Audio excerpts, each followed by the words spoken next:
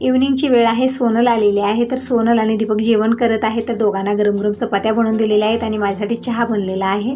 आणि आज गुरुवारचा उपवास आहे, म्हणजे आज मार्गशीर्ष महिन्यातला 3रा गुरुवार आहे. तर लक्ष्मी मातेची पूजा, कथा, आरती झालेली आहे.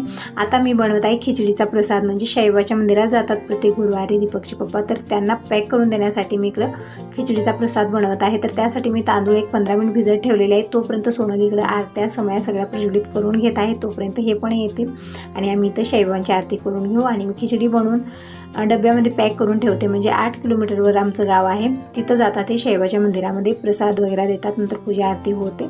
तर खिचडी एकदम मस्त अशी परफेक्ट बनवून तयार झालेली आहे. तर शॉर्ट व्हिडिओमध्ये तितकं मी डिटेलमध्ये सांगू शकले नाही, तर लॉंग व्हिडिओ मी बनवलेला आहे. तर लिंक डिस्क्रिप्शन बॉक्समध्ये देईन, नक्की बघा. आणि हा व्हिडिओ आवडला तर लाईक करा, सबस्क्राईब पण करा.